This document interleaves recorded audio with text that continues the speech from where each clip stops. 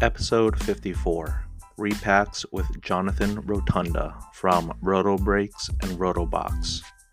Bonus.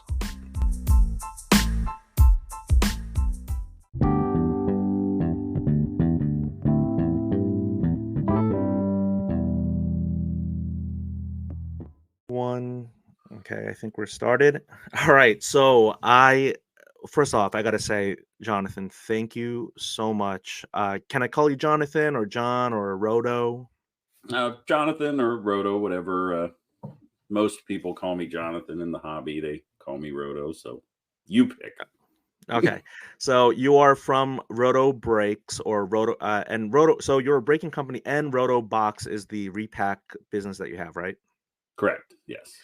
Awesome, and you're the president owner? Most of it, but You're most okay. So I kind of went straight into it because I can't believe I appreciate so much the ability to jump on short notice. So this is the Card Diary by Hobbyist Thompson. I'm the host, Denny Cards. Uh, I won't do the whole intro thing right now because I want to dive right into this.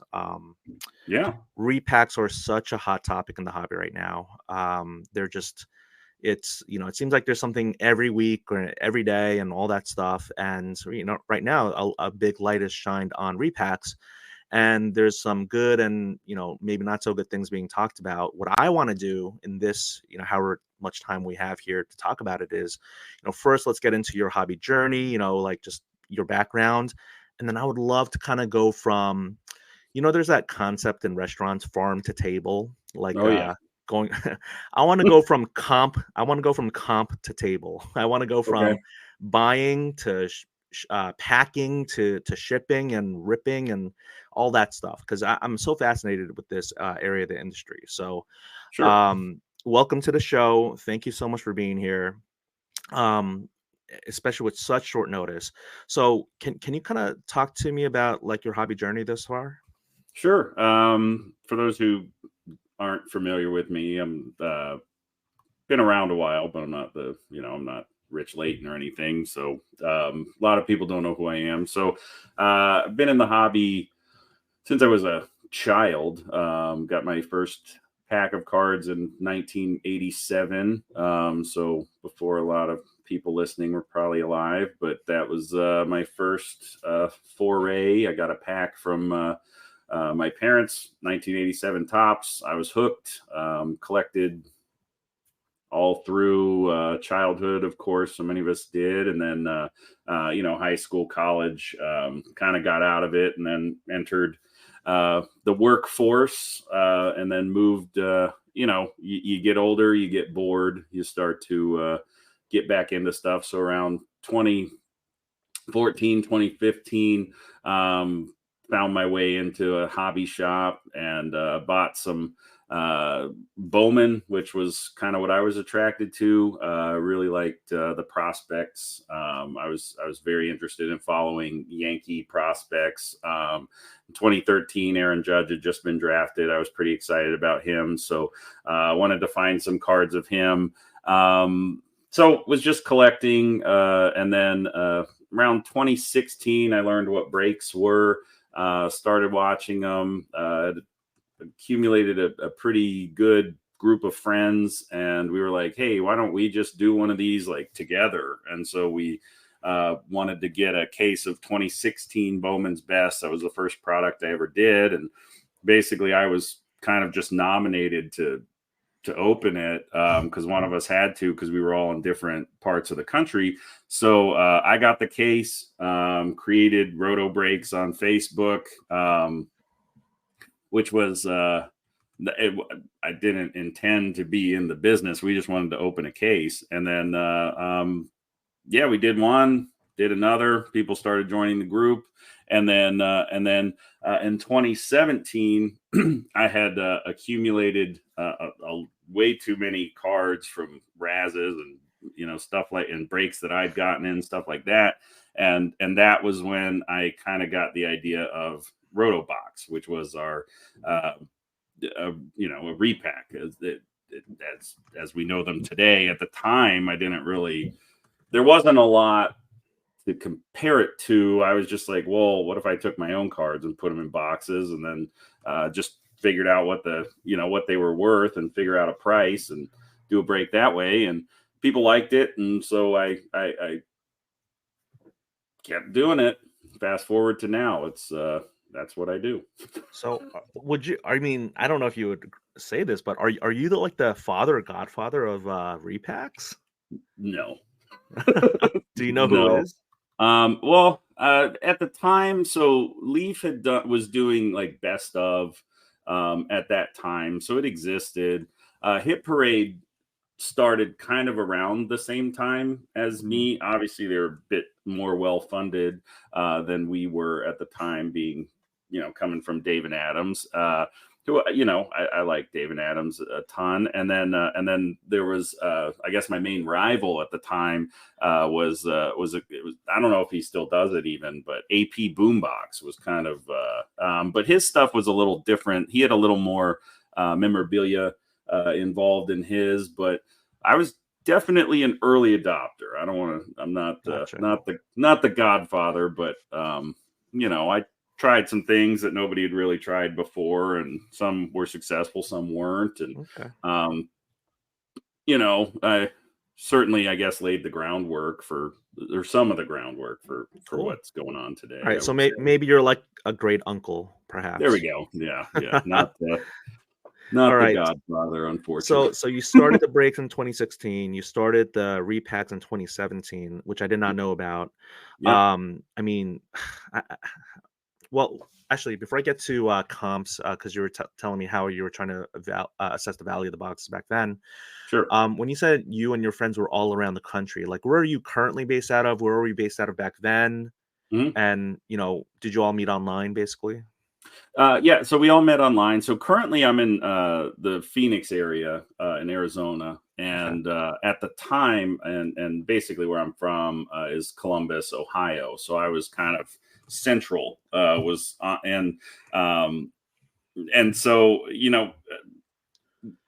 when I started collecting again and had gone to the LCS to buy cards, I was accumulating a lot, and I was basically just looking for ways to trade. That was so that's how I found my way into the Facebook groups. And so Mhm. you start to kind of in these Facebook groups, they're not as popular as they were back then, with the advent of Loop and whatnot and everybody. So now people kind of go there to congregate, but back then there were no apps like that other than Breakers TV, which was different. And then of Okay. course YouTube. But so you meet people in the groups, and you Mhm. find people, you do deals with them, you get comfortable with them, you start to Yeah. chat. This guy, my buddy here is a Cubs fan. He's back in 2016, we're chasing Schwarbers and Bryant's. If I get a nice one, I want to trade him for a Judge or a Jeter or something that I might like. And so yeah, I mean, Mhm. I just met him from all over the country, and that's the beauty of the internet. So Oh man, Chris Bryant had the potential to be the Kobe Bryant of baseball, but just couldn't get there. I mean, but yeah. he was really hot back then, right? Really hot prospect. Yeah, I mean, yeah, at the time he was Yeah, the guy. It was yeah, Harper and Bryant, yeah. and that was it. Like if you got a Harper or Bryant, like that was peak. But That's awesome. yeah, Um, Harper's never recovered. He has like one mediocre year and 9 of the best years we've ever seen. But that mediocre year is all they remember. yeah. So before I get into kind of like the comp, well, actually, let's do it right now. What were you using at that time to comp cards? Because I don't know when 130 point came out, and all the apps we have nowadays. I don't want to say them all because they're not sponsors of this show. So Yeah. Well, the one that I primarily use definitely isn't a sponsor of this show because I don't even think they're around anymore. But Card Snoop used to be kind of the predecessor um, to 130 point or any of those. So Card Snoop was mainly, and then a little bit of like Terra Peak. I forget when that kind of came around, and then you got VCP for vintage stuff. But yeah, back then, Card Snoop. When Card Snoop died, that was a tough day. I was a big fan. Card Snoop got me through.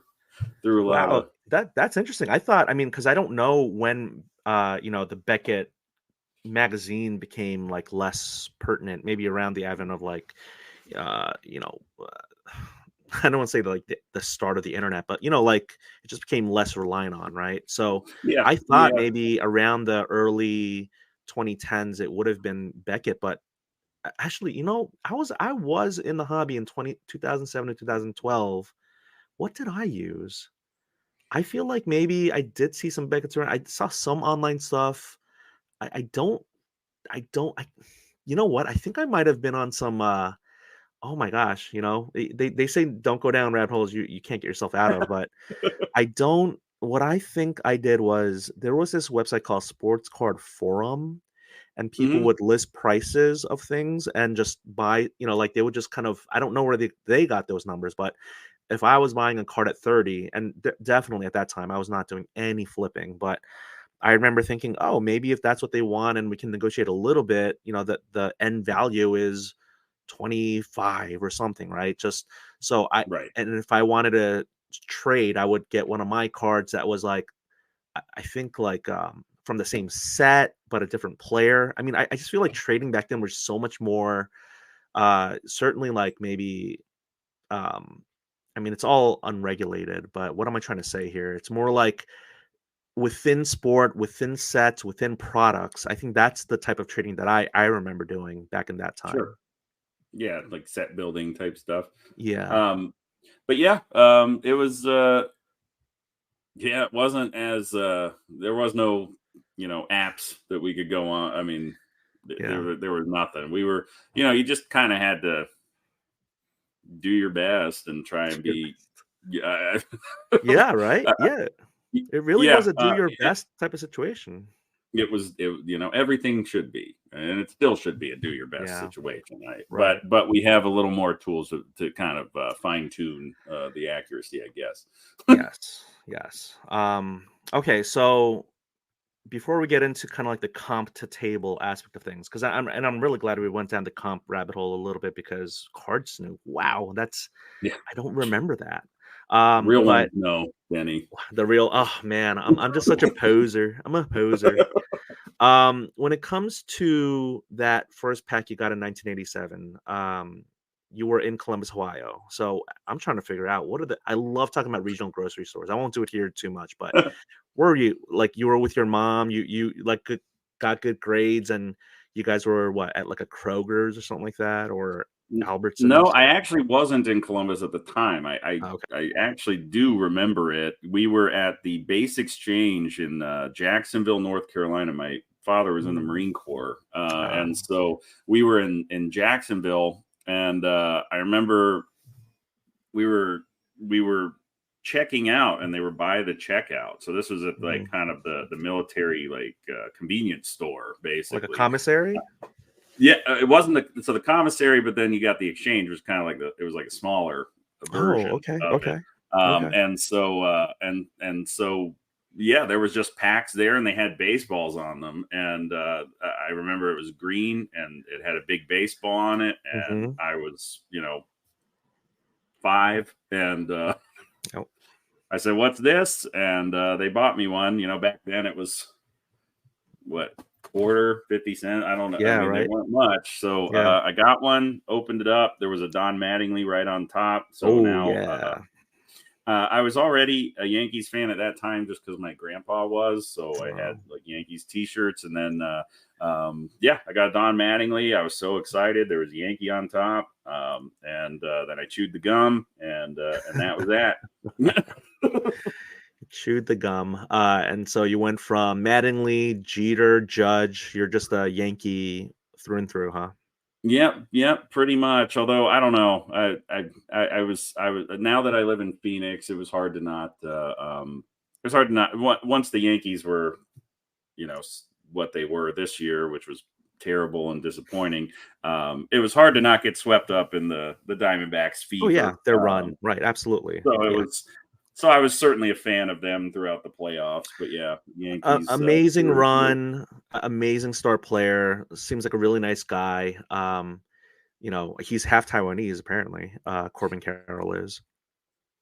Real quick, so I got to meet him last year at the Tops conference, right? Okay. And just he was so nice, it really caught me off guard. Like so what Tops does is they let you line up and you can meet the player. So Hmm. this year it was Carroll. Previous year it was J Rod. So they're hitting pretty hard. Oh yeah. So I go up to meet, Corbin Carroll, and I had just recently moved to Phoenix, and I was like, hey, nice to meet you. You shake the hand, and I said, yeah, I'm excited to watch you play this year. I live around here, and what I expect is just like, oh yeah, hopefully we'll see you there, just something like that. And he's like, oh, okay. He's like, what part of town do you live in? And I told him, and he's like, is that out east, out west? And I said, it's out east. And he's like, so how far away is that from here? And like, he carried on this conversation. He's like, where do you like to eat out there? Do you enjoy the community? Do you have any kids? I'm like, dude, I was just expecting a quick, interaction and him to brush me off, and he started like a 3-minute conversation with me about where And I live in the Phoenix area. and I was now just he's like, your best friend, and you're yeah. you're gonna be the best man at his wedding. Corbin Carroll, shout out to you, man. We didn't Awesome. stay in touch, but it was just, yeah, he was so nice. It was shocking. Like That's so I'm not awesome. used to people caring anything. You meet an 'Cause, athlete or yeah, celebrity, don't meet normally they're polite and move you right. along. Right, the whole "don't meet your heroes" type of thing. But that's a really cool story. Yeah, he was at the Topps Rip Night stuff in Arizona, and I think he seems to be one of those types who really does like the hobby and the Hmm. people in it, because I think there's definitely some athletes who are like, oh, these people just want to commoditize monetize my signature and my autograph, and Right. I do it out of obligation, and I don't really want to do this, but my agent told me to, and this and that, and I like it just for the money. But again, whether it is a facade or not, some of the folks, they really are like they're here for not just the monetary gain, which I'm sure is helpful to them, but like it's more of like I want to ingratiate myself to my fans and the collectors. Yeah, it's cool. It's cool to see it. I like, and it makes me root for him. I'm like, man, that guy was like genuinely nice to me. And Yeah. when he won Rookie of the Year, I was super, super excited. I know it. It is character. It's all character. And Oh man, he- don't we got it. I'm gonna say we have to stop talking about this, not because we have to move the podcast along, but because I don't sure. want to start collecting him. You're making me like him too much. And look, I'm wearing the Nationals a hoodie because it's cold in the basement here, but I gotta say, yeah, I really like those the good character, nice dudes in sports, and And I think he's you know, underpriced. He's a good buy. he's like, yeah, okay, maybe I will have to buy him one thing. All right, just another lane for me to collect. There you My go. my Corbin Carroll. So, if you're listening to this, Corbin, thank you. He probably So, is. actually, can I ask you? You seem so. Again, we're gonna get into the. See, I'm not a great podcast host. I may not ask everything that people want me to ask. I definitely have some questions from Instagram, and we'll get to all those things. But I mean, have you've been around the hobby for a while? Is this your first podcast? We didn't even talk about that before I started pressing record.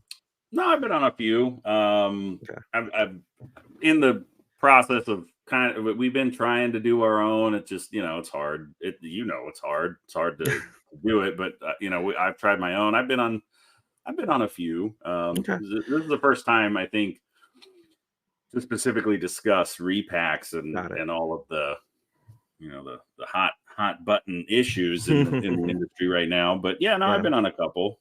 But Okay. Awesome. Well, thank you so much for being on this one. Let's get right into the repacks. I'm not going to do this whole intro about them. I did make a reel talking about it, and I think got some good engagement. People are. My main point was like breakers. They're good repackers. They're bad repackers. sure, And the good ones are good for the hobby. The bad ones are bad for the hobby. That's the way I see things. A lot of things in life. I mean, we can't sure. just lump people into one big old group and say they're all evil or they're all wonderful. So you've done it for a while. You've seen almost like an evolution. You've used old comp tools. You're using the new comp tools. You've seen the repack business from its infancy, Hmm. um, and so uh, let's start with the buying process, because I think this is the part that the most questions came from, and it's the most interesting part, right? Because Hmm.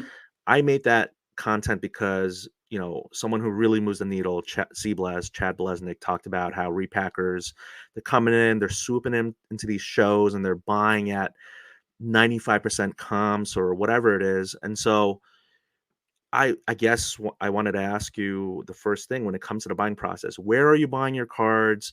Um, what percentage comps are you looking for? Are you getting volume discounts, or are you paying close to comps because you're buying for repackaging these cards? Sure. I mean, there's different there's different mentalities on it, I guess. And what Blez said. I mean, I find Blez to be extraordinarily entertaining as a human being. I think I don't his video sucked, if you ask me, because like on the one hand, yes, like I do think that there is definitely there needs to be accountability, and there's definitely needs to be a discussion. However, the platform that he has a lot of followers because of his antics, I guess would be the best way I would describe it. I think he has a responsibility to be a little more accurate, I guess, in what he's saying, because and a little less hypocritical. I mean, the Blez does a repack, Right, which, right. S Blez posted a video about coincidentally today, and I know everything that the Blez brothers kind of do is a very strategic marketing blitz. I think that they're very intelligent. I don't think it's any coincidence that Blez puts out a video saying, damning repacks the day before, or 2 days before, gets all this discussion going around repacks, and then all of a sudden S Blez is coming out, hey, all other repacks suck, come buy ours. The strategery. Yeah, it's smoke and mirrors. So fall for it, don't fall for it. But the good thing that I do think did come out of it is that he got the discussion going, and it's no publicity is bad publicity, they say, and it gives me an opportunity to come and talk to someone. People aren't like banging down my door to have conversations with me about what I've been doing for the past 7-8 years and have a lot of knowledge about, but it is nice to have that opportunity to discuss it. So thanks Blez for making the video. Now that said, yes, there are repackers that go out and they just pick what they want, and they'll pay 95% comps, and that's that. But there's more to it than that. Even I would be remiss to say we never would pay that strong on a card. But basically, I look at repack or the repacks that we make as kind of like a almost like a mosaic or like a puzzle, like what's missing from this. And, the need for that particular item is going to dictate how strong we are paying.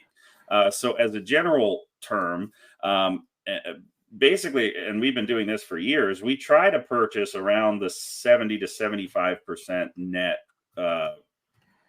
mark versus, what are determined to be fair comps. So 70 to 75% comp. If we're building a product that, let's say it's designed for wholesale, if we're able to then, sell it wholesale at even comp, we're still making 25 to 30%. The breaker is essentially getting their full value for what they're paying, and then their breaking is a service, it's entertainment. There's a lot that goes into it, and there should be an understood kind of premium that you're paying for that. You're tuning in with nothing to do, you're watching someone talking to themselves for 3, 4, 5, 6, 7 hours, opening it, putting on a show for you. They need to make some money too. So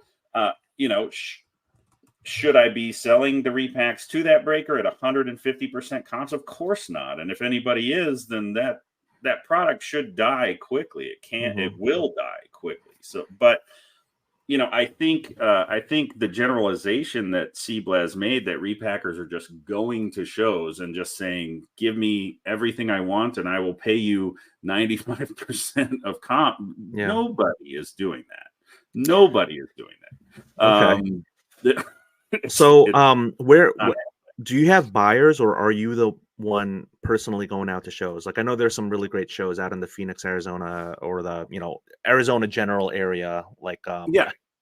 We've got Burbank obviously has become a huge operation. Now they're yep. doing it twice a year. So, go to Burbank, Del Mar, and then Vegas. There's the shows in Phoenix. So there's a lot of shows around me. And then I do have a silent partner, a very good friend of mine who's been basically involved in making these with me since the beginning. So, he lives out in Florida, so we got the East Coast covered that way, and then I'm out here on the West Coast. So Mhm. we do a lot of purchasing at shows. The National obviously is a huge buying opportunity for us. A lot of people trying to liquidate there, but I can assure you, we're not. We don't. It's very rare that we would pay 90% on anything because we just don't need to. Because we want to provide a better value, and we make our margins on the buying side. Yeah. I don't make margins on the selling side. It's just, uh, and it's a little bit double dipping when we make our own and break our own. And I understand kind of a conflict there. But yeah, I mean, it's just I think that part needed to be addressed. It's pretty inaccurate. I mean, he just doesn't Yeah. know where he's either doesn't know what he's talking about, or he's just creating an argument. Gotcha. Well, I mean, I really appreciate you saying where you buy from. So you are buying from the regional shows and local shows too, to an extent. shows Do you are have a shows do are you have key. Shows are shows are key, and key? then also, we've got, I like I said, I started in Facebook groups back in 2016, Facebook group. 2017. So we've Yeah. got, people know that I do this, so I've got a pretty steady network of people who Okay. bring me stuff. They know what I make, they know what I need, they know what I'm looking for. So when they're prepared to sell it at the discount I need to buy it at, they come to me with it, and it's pretty easy. So these folks, when you say they come to you, they're Mhm. not like physically, geographically coming to you. Like they're all over the country, so they're mailing it. They're sending you pictures, and then they're shipping it to you, and then you PayPal. You send the money that way, like Yeah, that. pretty much. You try and Okay. develop the relationships. I mean, we've done in-person deals. You want to meet up at this place because it's a Hmm. little more substantial, or maybe somebody actually wants like cash for it for whatever reason. Hmm. But generally, yeah, it's just messenger, text, email, whatever. They'll Okay. send me the spreadsheet. I go through, comp it out. We work out the price, and And do you have like a network of buyers, or are you like you, Jonathan, the one going to these shows, traveling around and all that? no, it's myself, and then I've got kind of, I guess, my president of operations, I guess you could call her. She comes with me to some shows, and Awesome. then I've got my partner who prefers to remain nameless, so I'm not. I will. Yes, for those listening on audio, the silent partner is not behind him like Silent Bob and just kind of like Yeah. staring at the screen, like or anything like No, that. he's over there. Oh, He's he just is. Okay, he's in the hear corner. me. Okay. No, I'm just kidding. He doesn't. So, before we move on to like the packaging and like Mhm, the floor and ceiling and case hits and all this stuff, when you do comps for these mhm, shows, there's so many different ways to comp. I think a lot of people, the easiest, or AKA to me like the laziest, but again, it's what a lot of people do, is you just like the last eBay sold. And it doesn't have the eBay sold, right? Like auction house or last sold. There's no averaging of the last few. The last one, for some people, it has to be within a month. We know that there are things called commodity cards that transact almost on a weekly or even daily basis. So they're mhm. so easy to like, and they're almost like stocks, right? They go up and down like Sure. very, very much with the market and player performance. And then there are cards that just don't transact often at all, whether they're low numbered or just rare or just rarely traded, because Mhm. they go into people's houses, and they just don't come out because people love those players or those cards. Yeah. So I guess I wanted to ask you, how do you guys generally do comps? Here's the thing about comps in today's environment that's that's tricky. So obviously, basically a lot of what we do is done on on spreadsheets, and so essentially we try and find the sale price point that we're trying to hit. Both wholesale and what the MSRP would be, and then basically we just kind of go through the spreadsheet and we use whatever tools, whether it's Terapeak, Alt, whatever it is, to establish the comps, and it I we don't necessarily have a hard and fast rule that like it has to be within a certain number of days or anything like that, but we're experienced enough that we can take a look at a card and assuming that there's been multiple sale, if it's something fairly common, like let's just say like a Corbin Carroll rookie card PSA 10 from like Topps Chrome, something like that. There's going to be multiple sales, and it's pretty easy to determine what that card is worth, what's a fair value of it. But I think and then we build the product just based on an aggregate of those comps, and we figure out what the sale price is going to be. But in my opinion, this is, I guess, where it's a little controversial, I guess, but like I if I'm being perfectly honest, and this may come out the wrong way in that I'm supporting things that maybe people don't agree with, but I do think to a certain degree it's unfair, the amount of focus that's been put on exact comps when talking about repacks specifically, because this market that we're in is volatile. Cards. You take a look at someone like Mac Jones, who, maybe 3 weeks ago, there's nothing wrong with Mac Jones. Today, Mac Jones has been benched 3 games in a row, and his cards go, or anybody, Wander Franco, Giddy, like any of these bad things can happen, whether they're playing bad or whether they're bad people or did a bad thing or something like that. So the comps are volatile, and I think that like we've been kind of painted in a corner because a lot of these bad actors made repacks that didn't have the value in them. And so then we were almost forced to start announcing these floor, ceiling, average type things, which, I don't believe them when people say them for the most part. I think that they're normally going to be generous in the seller side, and I think buyers need to be aware of that. What I truly prefer, guarantee what you're going to guarantee, the item itself, and put together a quality product at a fair price. And, I can't speak to the fact that, if I made a product 3 weeks ago and there's a nice Mac Jones in it that has dropped 75%, it's tough. And then, I may say that the floor was a certain amount and now a card in it has dipped below that. And, you're just never going to be right. You're never going to be accurate, as honest as you're trying to be. And I think the more people focus in on the comps of it, they're just looking for a reason to be, I don't know. It's almost like they're hunting out controversy or a reason to be disappointed. And unfortunately, the situation is with a lot of these people making them who maybe don't have like the credibility or even the integrity that should be making a repack product, because of that, it's put someone like, myself, honestly, I think we operate with the highest integrity. I think we give great value. I'm not going to say we're the best, but I know what I'm putting out there. I stand behind. Literally, I call it Roto Box. It's my last name. I mean, my name is on the thing. And if people, if I make a mistake or anything like that, people can find me. But I think if the focus was put more on just delivering a quality product at a good value and build a good reputation based on that, then comps become less important.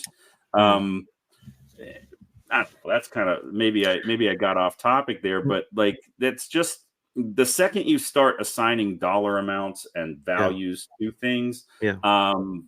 that's when it goes from collecting to gambling, which I Right. understand there's a gambling aspect, Right. but I don't want people trying to hit the $5,000 jackpot. I want people trying to hit that really cool, unique card.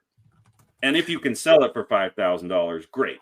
And if you sell it for $3,000, great. But I just want you to get a card that you're happy with. That's the main thing to me. So I don't know.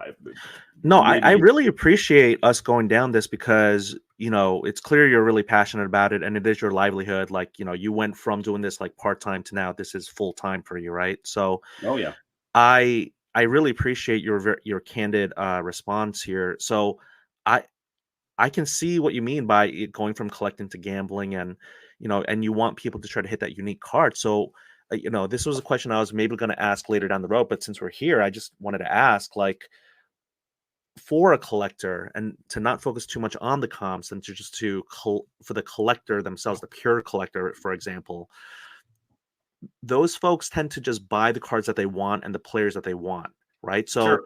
what would you say, if this was your pitch to a collector to get into repacks, like, Mhm. because they're in their heads, they're like, oh, I'll just, if I have $200, I'd rather buy it on the exact card that I want as opposed to a repack. So, what would you say to that? My thing I would say would be buy that card. Don't buy a repack. That would be what I would say. Would be if there's a if we put out a run of 200 boxes and there's one Patrick Mahomes in it that you really want, Hmm. and the price of that card is in the neighborhood of the repack product, go buy that card. Like Hmm. that's what you should be doing. It really. Repack to me, it should be a form of entertainment. It should be something, it should be something where people like the surprise factor. There's a what is it, Okay. the endorphin rush of Yeah. Yeah. I don't know what I'm gonna get. And but and if you have that specific want, then always the answer is go buy the single. That's me who makes and sells a product. I'm telling you, don't buy it. If that's what you want, go buy the single. And that's what you should do. And that's how you should build your collection. But if you want to do something different, you want to have a little fun and you want to get something cool, then check out Repack, because your value is just stronger across the board than Okay. anything you're going to get from any sealed product, whether it's a good Wax. Yeah. repack or even a bad repack. The worst repacks still provide better value than anything Topps or Panini does, and that's So, that's the fact, yeah. in my opinion. Um, so maybe folks who are more risk seeking, less people who are risk averse, should, I no, that's really interesting. Yeah, can I Well, just ask you, do you buy raw cards too or just slabs? oh yeah, absolutely. I mean, we've got a pretty constant stream of we do a lot of our own grading, so we've become really SGC has kind of become the repacker's best friend. Mm, They're reputable, they're timely, their cards sell strong at this point. They're not PSA, they're not going to sell for PSA prices, but they are outselling Beckett in a lot of cases right yeah. now. And um, I send them out an order of 150 cards. I'll have them back in my hands graded in 2 weeks. I mean, it's unbeatable. So if Hmm. I'm trying to produce a product and there's a time constraint, like PSA is not an option Gotcha. in a lot of So, cases. But yeah, we'll buy raw. so when you say we do our own grading, you buy the raw, but every card in your Roto box is a slab, is graded. That's inaccurate. I'm so sorry. No, I'm just trying to learn. Yeah, no, you're good. So kind of I've always just a personal preference. I don't really like using raw chrome cards in the product. Okay. It's just something that I've tried to avoid. I'm not going to say I Okay. never use them, Uh-huh. but I I feel like there's a kind of people assume that because it's a raw chrome card there's Yeah. something wrong with it, Right. and I'd rather just not deal with that. Now Okay. personally, and this is where you kind of got to have your own policies and beliefs on this, but let's say I send a card that looks good to me and it comes back an 8 or whatever, which is maybe people don't want an 8, but what, that's where it becomes kind of like an ethical question. What do I do with, let's say I get an Otani auto and I send it off and it grades a 7 and it's an ultra mod, obviously it's ultra modern because it's Otani. What do I do with that 7? Do I crack it out and then put it in my product and then give people the, someone's going to see it and say, oh, I want to grade this because a 10 would be worth so much more. There's no real, I can't like write a note saying like, hey, this graded a 7 and put it in the box that way. So, I tend to just grade them. And if it comes back a poor grade, send it out. And then, that way they know, hey, we subbed it. It was a 7. And, we obviously use it at a discounted value. But and that's on like Chrome stuff. So we'll put in the low graded Chrome autos because I don't want people to waste their money subbing it if there's something wrong with it. And at least then they know the conditions it's in. But then there are cards like, let's say like a flawless or an NT type RPA, which, generally don't grade particularly well. And they kind of come out of the pack. I guess a good example would be like black football. It's a black card, so you get the whiting around the edges. Everyone's pretty familiar with that. Right. I'm not going to waste my time grading it. People understand, I think, for the most part, why we wouldn't have graded that particular card. So that type of stuff, we'll encase it and that's, put it in a one touch basically. Or we've now got an agreement with Mag Pro with Zion cases. We're looking forward to rolling those out too. But shout out, I guess, or not a sponsor, but no, that's great. So, I remember Upper Deck Black, from the early 2000s area. And then now I know when you say black, you're talking about like Topps Chrome Black and things like that. Well, I was thinking more like Panini Black football. Panini, I'm sorry. Yeah, there's Noir and Black, right. Two questions I had before we get to like the packing process. Sure. Because you mentioned football. Which sports are the most popular for you to buy and that customers want? And then do you have a cutoff in year of product when it comes to the cards that you purchase and pack? Good questions. So we were basically founded as a baseball group. Baseball's my passion. Like I said, first product we broke was 2016 Bowman's Best Baseball. I love baseball. I like football. I love baseball. So there's only one. Sorry, I usually don't interrupt, but I gotta say, Roto Breaks. It is from your last name, and Roto Box is from your last name. But we all know when it comes to fantasy, rotisserie style is really baseball. Rotisserie baseball, fantasy baseball. So. Yeah, I kind of lucked out with the name there. It works. It's synonymous with sports. People hear Roto, they think either sports or sewage. So I mean, Roto Rooters. Yeah. Aren't you the heir to the Roto Rooters empire? Isn't that true? I heard. No. I wish we wouldn't be talking right now. I'd be chilling. You'd be chilling. So baseball is your passion, but. So primarily we buy baseball and football. We do very limited basketball. We do a couple like multi-sport type things, but like basketball is just, it's tough, man. Like basketball is either like all people want or they have no interest in it whatsoever. Whereas baseball is the most steady. I think baseball's got the most predictable collector base, I think, would be the way I would put it. And then football is just, it's very easy to know what people want with football, which quarterbacks. Yeah, quarterbacks, which I'll show you something if we have time. But I mean, we focus pretty much on quarterbacks. And And then from a year standpoint, are you doing any pre-Panini stuff? Anything from like, say, the early Panini, 2016, 2017? Are we talking like really just kind of like 2020s? No, we do, with baseball, it's a lot of fun. I love vintage stuff and people love vintage stuff. So we put a lot of vintage baseball in the product. And that helps us kind of round out the teams where maybe it's a little more difficult to, maybe they don't have current player. Let's take the Pirates, for instance. We got O'Neal Cruz, and he Mm-hmm. sells, okay. But even a player as great as Ke'Bryan Hayes, who is a player that I love, he Mm-hmm. doesn't sell that well. Yeah.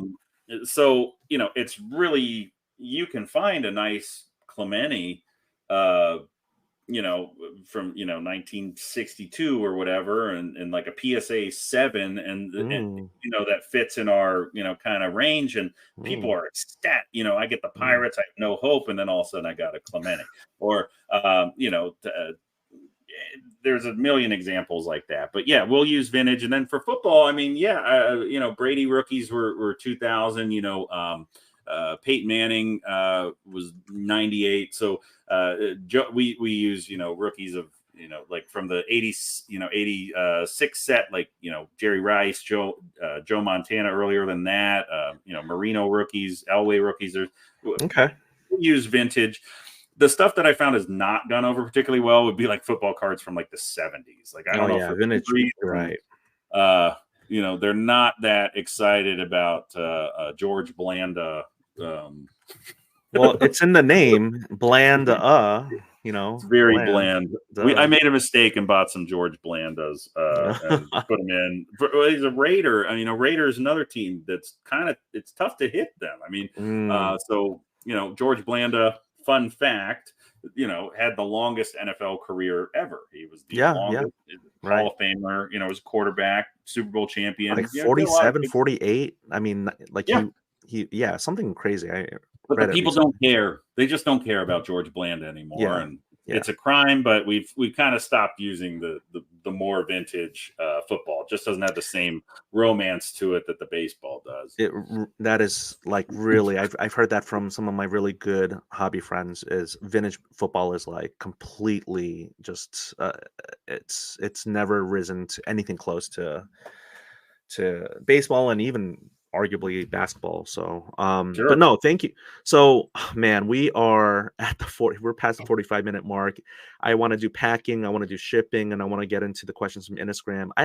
This might have to be a two-parter. I don't know, but here's the thing. Let's get into it's actually a really nice dovetail because you talked about if you like you didn't use a term, but I'll use it. If you skunk in a break, if you don't hit anything and you have Mhm. maybe that Roto box in there to save you. So when you have these Roto boxes, are they meant to be standalone products or in conjunction with a break? Do you send it to only to your Roto breakers, like your team of breakers?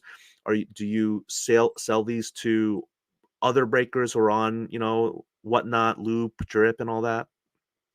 So it's been an interesting journey. We've done it all.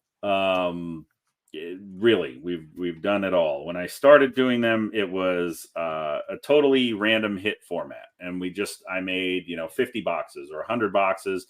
You paid the price, and everybody got a box, and that was it. We just opened them all live, and that was how it began. Did that for a couple years, and then a basically a breaker, a large breaker who I'm not going to name them. They're Okay. definitely not a sponsor, but a large breaker reached out to me wanting to. They were doing a big Super Bowl break, and they were like, "Hey, I've been watching what you've been doing. Could you make one of these for me? Mhm. I want to include it in the Super Bowl break." And so I made a case. It was the first time I ever made a case. I took 10 boxes at the time Mhm. and made them up, did the best I could, sent it out. The group really liked it. And then he said, "Hey, can you make me 10 more of those?" I was like, "Okay, sure." So I did that.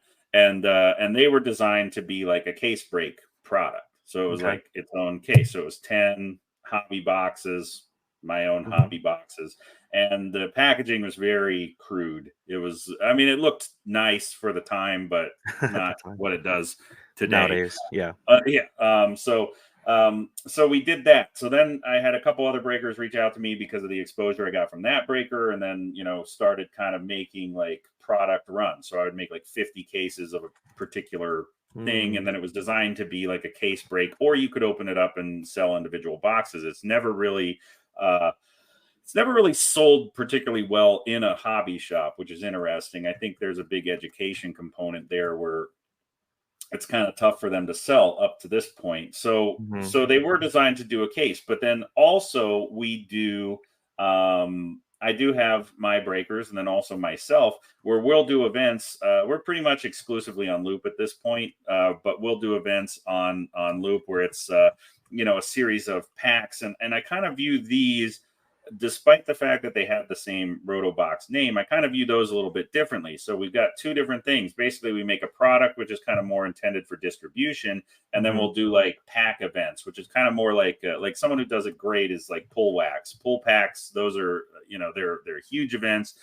I've never gone through and comped them out. They seem like people really enjoy them. People love them. They sell a ton. So it's kind of more that type of event where there's like, okay, we've got these 50 or 100 packs. We're going to sell these out tonight. Someone's going to hit this chaser tonight. You're going to see all the cards tonight. So we kind of Mm. do both. What we're shifting towards is creating actual product lines, a la, National Treasures, Flawless, whatever. We're trying to create product lines that will have, a incremental release where we'll do a series 1, series 2. Our first of which I will show you this because why not? I'm on here. So Yeah. like our first one that's coming out, this is kind of a sneak preview. So this is going to be Mhm. called Under Center. It's going to Okay. be an all All product. quarterbacks. Yep. So one graded or encased card per pack. So we're going to start releasing. We're starting with Under Center, then we're moving into a baseball, which is going to be double play, and so on and so forth. But basically, those are going to be designed to be wholesaled, hopefully in the LCSs, and other breakers Interesting. will break them. Okay. Yeah. So, So yeah. Go ahead. go ahead. Um, when it comes to these boxes, every box you've made since the beginning, because when you're talking about these hobby boxes, 10 hobby boxes in a case, Mhm. was there ever a time where there was more than one card, or has it always been one card per one box? Oh yeah, we've done a lot of different things. Honestly, we did. I once tried a thing called uh, Roto Box Bowman Chrome RTA, which was Roto Team Advantage, where I tried to emulate Bowman HTA. Chrome's Yeah. HTA product Yeah. and put 3 graded Bowman Chrome autos in a box. And then in a case of 6, so you got 18 graded Bowman Chrome autos. Mhm. That did really well. It became a little difficult to source because of just the number of Okay. graded Bowman Chrome autos we needed that didn't suck. Got it. So we've done 1, 2, 3. It just we've kind of landed on one because Okay. it's easy. Yeah, yeah, absolutely. So I totally understand and appreciate the reasoning for different I know you're not calling them SKUs, but in my head like SKU There's SKUs. Yeah. yeah, it's almost like you have some for ones to be distributed out and then some for events. Hmm. My understanding, and I got this wrong in the beginning, there is a difference between repacks and mystery packs because there are these streams where every single pack will be shown on camera in that one time Hmm. versus repacks. You can have a case and that whole thing may not be opened all in one 3-hour stream, for Sure. example. We also Um, know, yeah, go ahead. So what do you think no, about? yeah, I don't know that they're different, but Okay. they are. Okay. They are considered different, but it's just kind of more. Uh, yeah, I don't. It's tough to kind of differentiate them, but basically, when we do like the mystery pack events, they're designed to be done in house. Like I wouldn't, Uh-huh. and generally, I would say those are going to present a better value Okay. because they're typically being done by us. So they're normally kind of an even, like a neutral EV proposition for the buyer. So Um, that was going to be my question. Is there a difference in value when it comes to the ones that are distributed versus the one that are in house? But you're saying they are kind of like there's even more value in the ones that you all are doing, but yourselves on a stream with your breakers. I would say generally, yeah, Okay. Okay. because just look at it as when you're buying a repack, just you just got to kind of look at it. How many mouths were fed along the way Hmm. to this being opened, and then that should kind of set your expectations. Um, so you're coming to my stream to buy my repack. Okay, you know that I make this, so Hmm. you know that in theory, uh, yeah, we're going to account for platform fees, shipping, that sort of Hmm. thing. Hmm. But other than that, like there's if you're buying correctly and running a professional operation like we are, Hmm. there's no reason that those packs should be sold for 150% of the value. There's Got it. no reason. Okay. Platform fees and shipping, sure, 110, 115, maybe 120 depending on what's going on, but like it should be a uh, pretty tight window there when you're buying it in a mystery pack event. Now, the now that said, there's a lot more and there's a lot more expense that goes into a product that say we would distribute. So let's say I'm selling Badger Breaks is a very good friend of mine, and they break a lot of our products. So Hmm. so when I make a product for Badger Breaks and then I sell it to them, and then I sell it to him, and then at that point, basically all of those costs, have to be accounted for. It is a business that they're running. He has a shop in Wisconsin. There's overhead, there's employees that have to be paid, there's shipping, there's all of that. So So more there's downstream. yeah, so they do need to make money there, or else they can't Yeah. provide the service that their customers want. But when you're buying it directly from me, in a mystery pack event, like, those costs in theory should kind of be taken care of, I think, on the buy side and then on the assembly Right. side. Okay. Um, where it gets a little tricky is, let's say this product like Under Center, which is, releasing later this month. Um, let's say we're doing a 200 box run and we've wholesaled out 150, and then, we're Hmm. keeping 50 for the Roto Breaks customers. Now, essentially, I have to, obviously, I have employees to pay too.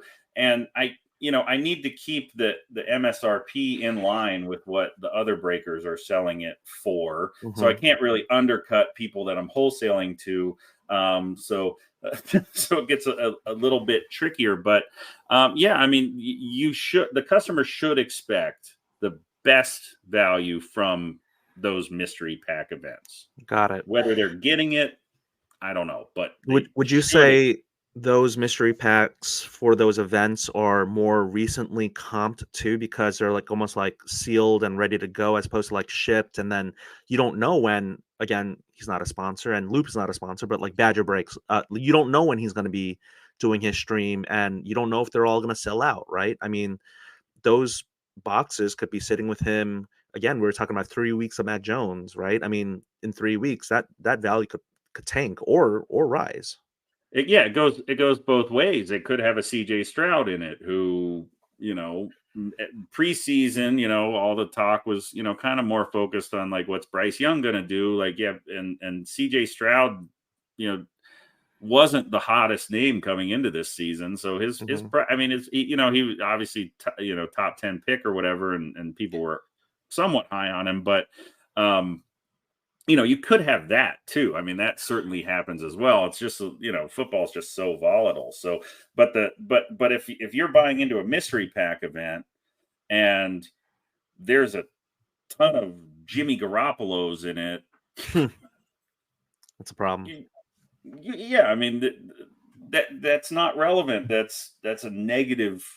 If I bought into like a mystery pack event that was designed to be sold out that day, and I Hmm. was hitting, you know, and I hit, say, a Wander Franco Yeah, today, I would would be never buy from that person again. Like, I right, would just right, be like, this person is using this to dump dump, undesirable cards. right, They're right, not right, they're not specifically curating this product with right, care, which is right. how it should be done, in Yes. my opinion. No, that's a really good point. You want long-term customers. You want people to come back. You want people to see the value so that you, like you said, like you want to run a business with integrity like that. And you said your name is on those boxes, Roto. So I totally see that, that you want to provide that value. Yeah. I think there are people who want to maybe make huge margins, and people see how, you know, other people do it and they think it's easy money, and it's such a short-sighted way to just kind of, if you shortchange people, it's short-sighted, and you're not going to have a long-lasting business, I don't think so.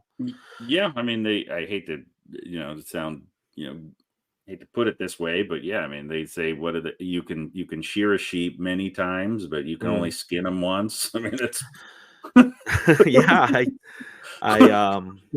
yes. So I want to talk about the shipping too. I mean, it's in a way we've been talking about it, like, you're shipping, you're distributing, you're moving the product within in-house and also outside. There's a lot of talk about the transparency and checklists. And so I Mhm. wanted to ask you, is that something you do? Like, I really have never bought a Roto Box. Let me be very clear. I said this really early on. A lot of When people when I have. when I have had when we agreed to do this with short notice, like, shout out to Stock and Trade for telling me your name. And I know he's a newer breaker under the Roto brand, I guess, and in Loop, He's or not under our brand. He just no, no, no. send him some stuff. Someone I met recently, Okay. and he did for his first Loop stream. We Ha- just had a conversation. had Roto Um, Boxes. we just had a conversation, and he wanted something to break. Yeah, yeah, yeah. Okay. And so we made him Okay. a set of kind of a mystery pack event that we did in a very short Yeah. time. We're a pretty Awesome. agile little Got business, it. so but no, he doesn't work for me. Got it. Got it. Got it. I don't. I would love him to, but he doesn't. So. Yeah, so but no, shout out to him for tagging you on the original Instagram post. And but yeah, I've never bought from you. We're not having you on for any pay for play. Like, some people think that I either pay guests or they pay me for being on this podcast. You pay me with your time and your knowledge and information, and I should have been really clear with that up front. I was offered Because no payment for this. yes, exactly. So having said that, I've never seen your product, like, physically in hand. When it Sure. comes to the um this whole the transparency and the checklist, and you said not many people do. Like, Mhm. what are your thoughts on that subject matter? I love it. So the irony. So I did an event. Actually, the shirt's from that event. So I did an There you event go. at the Mint Collective with Zion cases where we threw a big party to Hmm. launch. We had a new packaging for Roto boxes, and I was very excited. It was going to be a high end offering, and at the time, I had a very good relationship with Fanatics, and I threw this party. People had a good time. There was a lot going on there. We unveiled the product. People were impressed. Blah blah blah. The next day, I get a phone call from Fanatics telling me, "Hey, we need to talk about your Roto boxes. This is how you have to do them moving forward. There needs to be stated floor and ceiling. There needs to be a checklist. There needs to be all these different transparency things, which weren't things that I've ever had to do. Basically, I was selling to, I developed. It's not the biggest reputation. Not everyone knows who we are, but I tell you what, the people that do know who we are, like, you're just not going to hear a bad thing about it. We put a lot of work in it. Maybe someone didn't get, you know, the best card in the run, but they know the value's there, and I've worked really hard to have that reputation within people who know what we are. So they tell me all these things about checklists, ironically, because their checklists are never right. It was ironic that they were coming to me demanding that I make my checklists accurate, which is funny because now on their platform, they have all kinds of repacks on there that none of them have a checklist. But at that time, I said, you know what? Why not? Why not put a checklist out? So then I did start issuing a checklist with every Hmm. product that we're making, with the exception of one because it's a little difficult because it's kind of a ever repopulating thing that we do on Loop. It's called an Aria box. It's basically a break in a box where it contains 6 to 8 hits plus multiple hobby packs in it as well. And it would just, that would be complicated because we'd have to keep replenishing it over and over and over again. Mm. Just wouldn't line up. But when we release a product like Under Center, on rotobreaks.com, you will see every single card that's used. And Okay. and to me, If I'm providing a checklist that tells you, all the information about the card, what is the card, what's it graded, everything about it. To me, not- like to me, that does so much more for the customer if they take Mhm. advantage of the information that's being provided. That does so much more than me saying the floor is $30 and the ceiling's 5,000 and the average is whatever. Like, Mhm. I'm telling you that, but putting out a checklist is proving that. If you want to Right. go out and comp every single Right. card, you can. I'm giving you all the information to do it. Right. And if you buy the product with access to the checklist and you are upset, at least then, in my opinion, that's your fault, not mine. I Yes, am sir. telling you every possible thing that could be in this box. Got it. So I love it. So we have since then put out a checklist for everything we do, whether it's a mystery pack event. And again, not affiliated with Pull Wax either, but they do a checklist for all of their pool packs, and I love it. Mhm. It's great. It If you're providing a checklist, and what more can you do? Um, Right. like, it's, So so you said you had a good relationship with Fanatics. You guys still cool, right? You guys good? The silence. Okay. So I didn't mention the I, for I'm I like the direction that my business is heading, and it does okay. not involve them. All right. I just again, it's. I don't mind saying it. It's a question of value to me. Mhm. I've opened thousands of cases of product from Mhm. them, and that was part of the motivation in making a repack to begin with. Yeah. Um, I know that, yes, there are Ethan Salas superfractors in, 3 of you them. know, Are you saying there's you, at you don't least, you don't have 3 yeah, one-on-ones in your products, do you, of the same player? I don't. I don't. I know that these lottery tickets exist, and I can't provide that. I can't. Mhm. However, our just the ROI across the board, there is literally Mm. nothing that they could do that could give even half as good a return as we do. There is nothing they could do, Ooh, and yeah. I think wax prices are outrageous right now. I Mhm. think Mhm. there's no value in any product. I I'm not doing it anymore. I'm just not doing it, to be honest with you. So Jonathan or Mr. Roto, Mr. Talented Roto right here. Do you remember that guy? Fantasy football, Jonathan Berry or oh yeah. Matthew Berry. Oh my goodness, Jonathan Berry. Yes. Man, I used to play so much fantasy football and basketball back in the day, and I now I just have cards. Um, I think we talked enough about the shipping process, or not enough, but like we wove it into the packing and shipping. And thank you for Mhm. kind of letting me know. You have different channels and distribution, and streams, streams, video streams, and also streams of. Okay. Anyway, um, talking about price of wax, I think brings me to a really great. I don't have segments in this podcast, but I know some people like make this funny sounds like questions from Instagram. Pew, pew. Whoa. Okay. So exactly. Thank you. The first question has to do with price of wax. So Mhm. this is from Pancake Analytics. His question is: wax prices are increasing across the board, while the individual product in wax is decreasing at a higher rate.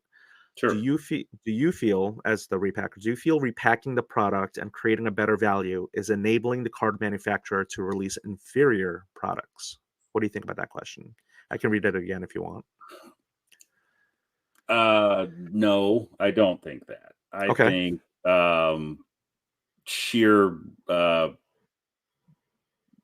I mean, it's a power. They're a powerful company. They're releasing inferior products because they can. They have no reason not to. They have no reason not. They have no reason. Cage. I don't know if I'm sure you know Cage, but I Shout mean, out. Cage put it best. They have no incentive to be better, Hmm. and I don't think that the fact that we can repackage those cards and deliver a better value. The only thing that is doing for Fanatics is helping to prop up the limping hobby that they've created. Is Mm, we're returning some value and some liquidity to the people who still get in these breaks and hmm. still get their asses kicked. They can come back to us and get something cool and kind of Yeah. save the day, and then they don't exit the hobby. That's what we're doing. So yeah, I Wow. guess in a way we are allowing them to create inferior products because we're keeping them in the hobby by giving them something good.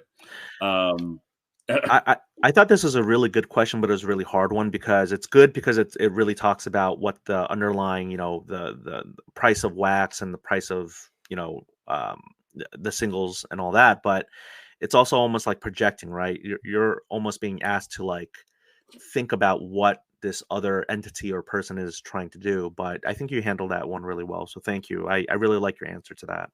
Thanks. Um, Desert Heat asks, what price point are you trying to reach with your ROI? Rephrase that. Yeah, I will have to project Desert Heat's intent of question, but I think Okay. maybe it's like talking about margins or percentage. Like, you said you derived earlier in this. I can't believe it's over an hour here now, but and this will definitely have to be two parts at this It's a point. big But topic. yes, it is. Um, when you have your margins, people can either Uh-huh. make their margins from the buying side or the selling side. It seems Uh-huh. like the way you were answered earlier, you're doing it on the buying side because you're buying Yeah. at lower comps than what Cblez was saying. So maybe what Desert Heat is trying to ask is, what do your margins look like? And it's kind of tough because now we may be talking percentage or numbers, and that can be your business, and you don't want to divulge it. But to the extent that you're comfortable, how would you answer that? I have no problem answering it, to be honest with you. So like I told you before, like in an ideal world, we're able to buy every card at 70% of market, or Hmm. 70% of what fair comp would be. So Yeah. it's a $100 comped card. I want to get that card for $70. That's my target. Okay. You factor in expenses, packaging, like the boxes aren't cheap, the packs aren't cheap, the heat tunnel wasn't cheap, the graphics design isn't cheap. These are all things we have to pay for. So let's Hmm. say that eats up, you know 10 to 15%. I think Okay. is pretty fair. If I sell that, I'm not going to divulge the exact answer, but a single Yeah. digit markup versus comp is what we're selling to on wholesale. So if we Hmm. start at 70% in an ideal world and we sell it at a single digit markup, we take away 10 to 15% for expenses. I feel like in order for me to operate and continue to scale and grow, we need to make about 20%. However, in my Hmm. opinion, that the onus is on me to be great at one of two things. I either Mm. need to be great at acquiring these cards at a good Mhm. price, or I need to be great at tricking people into buying these when they're a worse value for a higher price. So I am not great at selling a shitty product. We are great at buying correctly. So That's right. we're trying to make our money on that side, and then deliver a good product and have people sell it, and that's how we do it. So I would say 20% is what we're looking to make off of every dollar that we're spending. Yeah. Um, and other people look to make it on the other side, and they're Mhm. successful in that. Yeah. And I got nothing but jealousy and envy for people who can do that. It's just not something that we've been able to do. So we have to buy well and we have to sell fairly, and that, yeah, 20%, I guess, would be my Awesome. No, wow. Thank you for being so refreshingly honest with that. So R Clark 512 asks, he asked a bunch of questions. I'm gonna ask the best one out of it because okay. my understanding is, every repacker can do it differently, but do you evenly spread return across the case, or do you have like one major hit and the rest are like below comps or average? So I won't say who it is, but I may have them on the podcast. But some other repackers, they do this thing where if you have a case of 10, four of them are like right around comps, plus or minus 10, $50. And then you have, or, it depends on the price of the product, I guess, or the SKU. But four out of the 10 are like right around comps. 3 or below comps, and then 3 or above comps, kind of like a 3-4-3 type of thing. Um, how do you spread? So the original question from R. Clark is, do you spread the value evenly, or is it kind of like a one major chase and then like some that are like around comp level? That's a great question because there's definitely different mindsets on that. There are I keep using them as an example, but they're probably one of the biggest ones. The pull wax, when they do theirs, they have huge chases. I mean, they have very big cards, very cool stuff that it's amazing, and so it's very top heavy Hmm. when they do it, and they're upfront about that. And so I think that that's great. It's not my cup of tea to do Hmm. that. Hmm. Um, I prefer kind of a flatter return, a little bit Okay. more, Yeah. in my opinion. So, I mean, I'll let you know exactly how I do it, and we do curate them all by hand. But let's Hmm. say when we make so the under center product that I've shown you the box for, that's just going to be loose boxes. They're not going to be cased. So it's going to be box number 1 through 200, and Hmm. that's that. So there's no balance. It's just the really good ones, the good ones, the okay ones, and the bad ones. So Got they're it. All whatever. You right. may get whatever. But when I do make a case, or a series of cases, let's say let's say we're making a football product that's designed to be in cases of let's say 6 boxes, 2 cards each, and we're going to make 20 cases. So we've got 240 cards to choose from. I will comp Hmm. them all out and basically put them in um, descending order of price. So we got our top card and we've got our bottom card. Hmm. Literally, what I'll do is I got my giant table, is I will lay out cards 1 through 20. So the best card's here, and the 20th best card is here. That's going to be your worst case hit. So then your worst case hit is going to get the 21st valued card.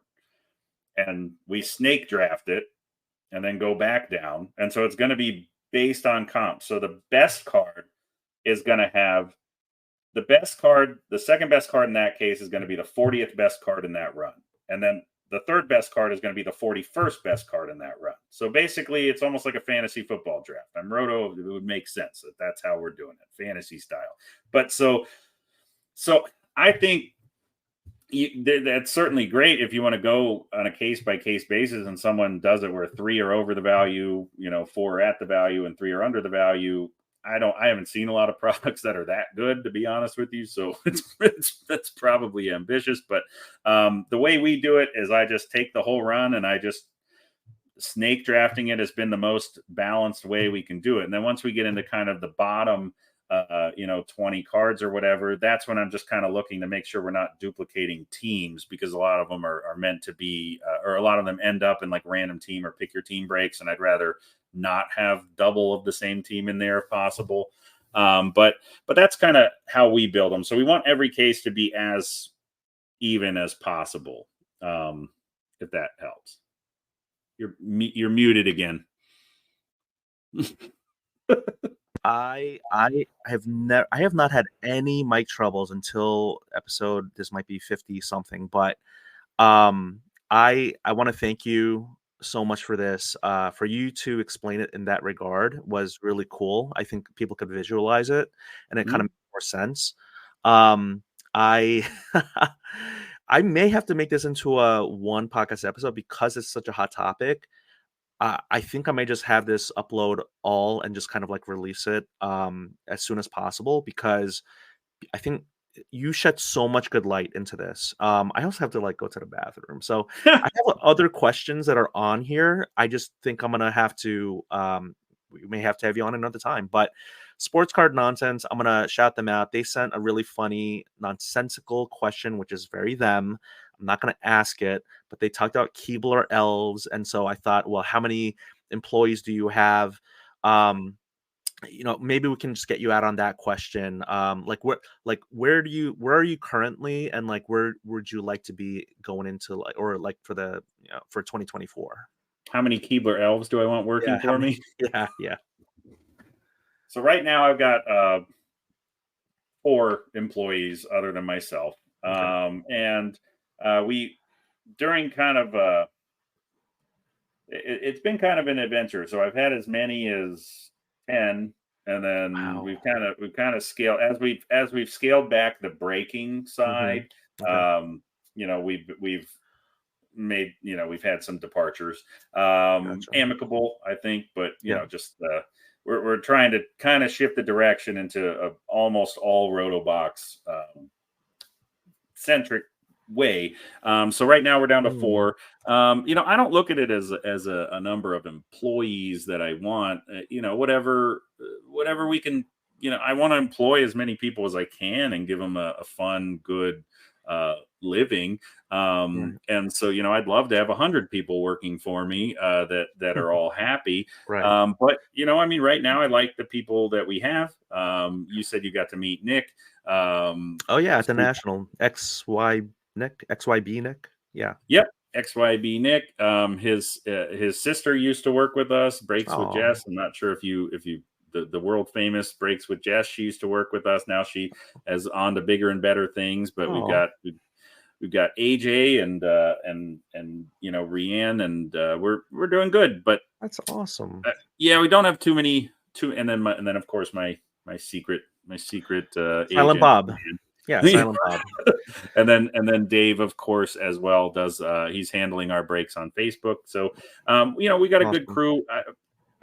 We're not I'm looking to scale right now. We can, I had time to do this with you, so I got more Yeah. time to make more repacks. Until I don't, then we're not hiring anybody just yet. But if we can get to a staff of anywhere from 5 to 10, I think that's all Yeah. we really need.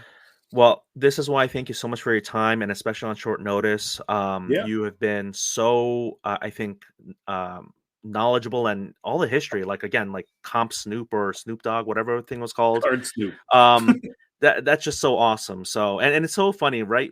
As we end this, I just 5 minutes ago you said something like on a case by case basis, and I thought that was hilarious because I'm like, these are cases of hobby of repack. So no, I want to say again, well, you've said it many times. It'll be in the show notes and the podcast description. Rotobreaks.com Yep.